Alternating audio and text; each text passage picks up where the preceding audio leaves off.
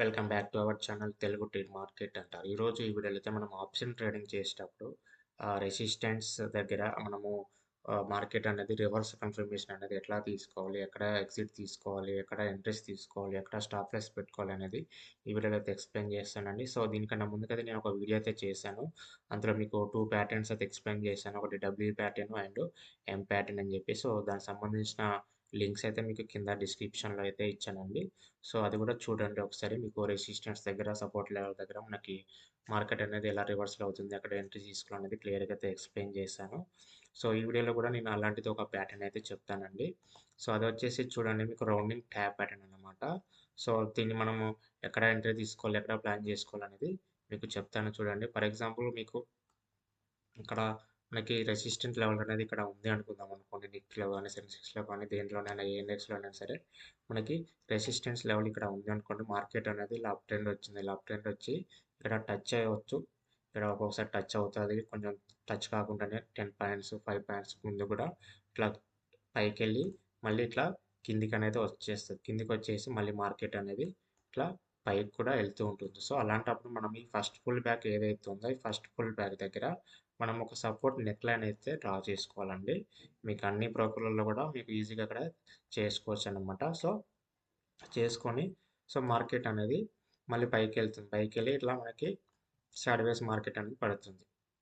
సైడ్వేస్ market పడి ఎప్పుడైతే మనకి సపోర్ట్ నెక్ లైన్ని క్రాస్ చేస్తుందో అక్కడ మనము ఎంట్రీ ప్లాన్ అయితే చేసుకోవచ్చు అనమాట. ఒక్కొక్కసారి ఏంటంటే ఇట్లా వెళ్ళి ఇట్లా కూడా పడవచ్చు అనమాట. సో అప్పుడు కూడా మనం ఇక్కడ ఎంట్రీ ప్లాన్ అనేది చేసుకోవడం. ఒక్కొక్కసారి ఏంటంటే సైడ్ వేస్ మార్కెట్ పడి షార్ప్గా మనకి ఇక్కడ ఎగ్జిట్ అయితే అయిపోతుంది అనమాట. సో ఇక్కడ మనము ఎంట్రీ ప్లాన్ అయితే తీసుకోవచ్చు. బట్ మనకి ఇక్కడ స్టాప్ లాస్ వచ్చేసి చూడండి, ఈ క్యాండిల్ యొక్క హైని మనము స్టాప్ లాస్కి అయితే పెట్టుకొని 1:1 కానీ 1:2 కానీ మనం ఇక్కడ ట్రేడింగ్ ప్లాన్ అయితే చేసుకోవచ్చు అనమాట.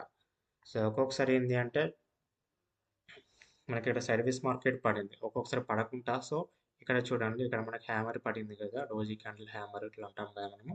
సో ఇక్కడ ఒక్కొక్కసారి ఏం చేస్తారంటే ఇలా క్యాండిల్ పడగానే మళ్ళీ ఇంకో రెడ్ క్యాండిల్ పడగానే ఇక్కడ కూడా ఎంట్రీ ప్లాన్ చేసుకుంటారు కొంచెం. అంటే మార్కెట్ డౌన్ ట్రెండ్ అయిపోతుంది అని చెప్పేసి ప్లాన్ చేసుకుంటారు. ఇక్కడ కూడా ప్లాన్ చేసుకోవచ్చు. బట్ మనకి ఒక్కొక్కసారి స్టాప్ లాస్ అనేది ఇట్ అయిపోతుంది అన్నమాట. సో ఇక్కడ ప్లాన్ చేసుకున్నారు అనుకోండి, మీరు ఎక్కడ పెట్టుకోవాలి, స్టాప్ లాస్ అనేది ఇక్కడ పెట్టుకోవాల్సి వస్తుంది. బట్ ఇక్కడ మీరు ప్రీమియంలో మనకి ఇక్కడ 2-3 క్యాండిల్స్ పడగానే అక్కడ మనకి స్టాప్ లాస్ అనేది హిట్ అయిపోతూ ఉంటుంది అనమాట. సో మీకు ఇక్కడ ఇట్లా మీకు 3 క్యాండిల్స్ పడుతూ ఉంటాయి. బట్ మనకి అక్కడ ప్రీమియమ్స్ వచ్చేసరికి స్టాప్ లాస్ అనేది హిట్ అయిపోతుంటుంది అనమాట. సో మీకు క్యాండిల్ పరంగా కానీ, కన్ఫర్మేషన్ పరంగా కానీ అన్నీ చూసుకొని మీకు ఈ ట్రేడింగ్ ప్లాన్ అయితే చేసుకోవచ్చు అనమాట. రౌండింగ్ ట్యాప్ ప్యాటర్న్ అంటారు.